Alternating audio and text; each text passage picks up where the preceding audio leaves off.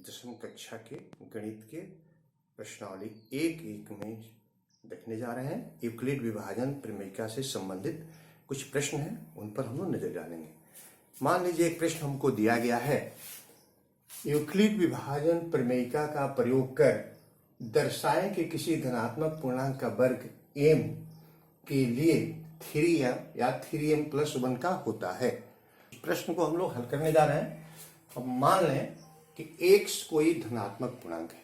मान लिया गया कि x कोई धनात्मक पूर्णांक है और x बराबर 3q है या x बराबर 3q+1 है। अब हम वर्ग करेंगे। अगर x बराबर 3q लें और दोनों तरफ वर्ग करें तो x का स्क्वायर बराबर 3q का होल स्क्वायर बराबर 3 3 9q स्क्वायर। इसलिए x बराबर 3, यहाँ हम देखिए एक गुणांक है, इसलिए 3 को हम बाहर लेंगे। हमें 3 दर्शाना है, 3 को बाहर लेंगे, कमन करेंगे। यहाँ 3 ही गुणांक है, इसलिए 3 को कमन करेंगे। तो यहाँ 3 कमन किए तो 3 3 9q स्क्वायर, यानी 3 कमन हुआ तो अंदर आ गया ब्रैकेट में 3q स्क्वायर। तो x स्क्वायर बराबर 3m। अगर हम इसको m मान लेते हैं, यह m है, ऐसा हम मानते हैं कि यह m है, तो हमारी स्थिति यह बन गई कि 3m, जहां 3q स्क्वायर m माना गया है। देखिए 3q स्क्वायर m माना गया है।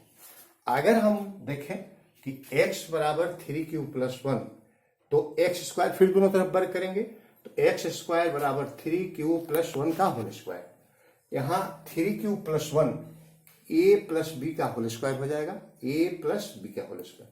तो x स्क्वायर बराबर a स्क्वायर प्लस 2, a की जगह पर 3q और b की जगह पर 1 +1 का स्क्वायर। यहाँ हो गया 3 3 9a square 9q square plus 2 3 6q+1। अब इसमें से फिर हमको 3 का यहाँ गुणांक लेना है, 3 ले लेंगे।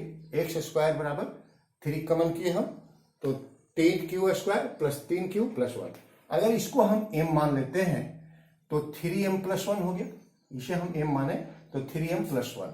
इस तरह से m अगर पूर्णांक है, m को हम 3q स्क्वायर प्लस 3q मान लें तो यह भी संख्या हमको 3m+1 प्राप्त हो जाती है।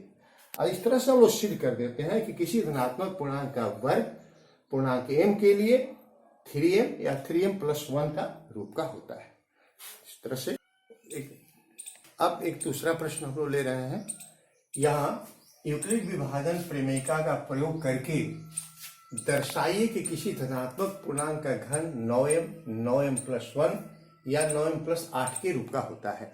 इसको हम लोग यूक्लिड विभाजन प्रमेयिका पर इस तरह से प्रयोग करके इसको दर्शाएंगे।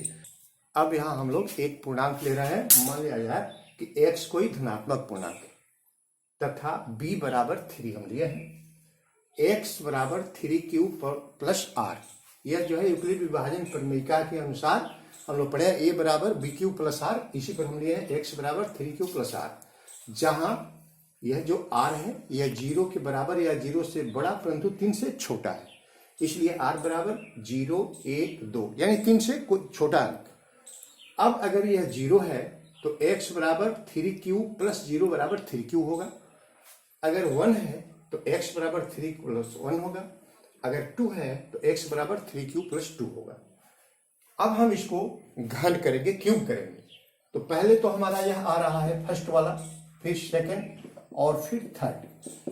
पहले हम फर्स्ट को देख रहे हैं, x बराबर 3q, x का क्यूब बराबर 3q का cube is equal to 27q का क्यूब। अब हमको गुणांक में 9 लेना है, 9 को हम कमन करेंगे। यहाँ 9 किए तो 9 3 27, 3q का क्यूब, इसलिए x क्यूब बराबर 3m। जहां हम इसको m मान लिए, हम लोग इसको m मानेंगे तो यह हो गया 9m। पहला शर्त हमारा पूरा हो गया, m पूर्णांक है तथा m बराबर 3q का क्यूब इसको लिया गया है। तो इस तरह से यह x क्यूब बराबर 9m हो गया, इसको मान लिए। दूसरा, अगर हमारा दूसरा x बराबर 3q+1 हो रहा है तो x क्यूब करेंगे तो 3q+1 का क्यूब। अब इसका क्यूब करना पड़ेगा हमको। यहां हम देख रहे हैं कि a+b का होल क्यूब, a+b का होल क्यूब, तो a3+b³ plus 3a²b plus 3ab², यानी a+b का होल क्यूब। जहां जहां इसमें a होगा वहां 3q, b होगा वहां 1 रखेंगे। तब हमको प्राप्त हो गया 27q का cube plus 1 plus 9q² plus 9q। अब इसको हम व्यवस्थित कर रहे हैं 27 क्यू का Q plus 9 Q square plus 9 Q plus 1। इसमें हम 9 को चूंकि गुणांक में लेना है तो यहाँ 9 को कॉमन करेंगे। अब हमारे पास अंदर बच गया 3 क्यू का Q plus 3 Q square plus Q. अब प्लस 1 बाहर हो गया, इसको हम कॉमन नहीं कर सकते हैं, प्लस 1 को या कॉमन नहीं दे सकता, इसलिए इसको बाहर कर दिए। चलिए अब इसको अगर हम m मान लेते हैं, इसको इतना हम m मान लें तो यह हो गया 9m प्लस 1।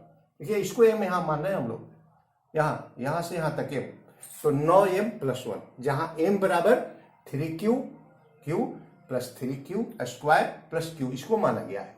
दूसरा इस तरह से सिद्ध होता है। तीसरा अगर x बराबर 3q प्लस 2 हम ले रहे हैं इसको, तो यह भी देखिए a प्लस b का होल क्यूब, जहां जहां a वहां 3q, जहां b वहां 2, तो यहां हम लिख दिए aq bq 3a square b plus 3ab square.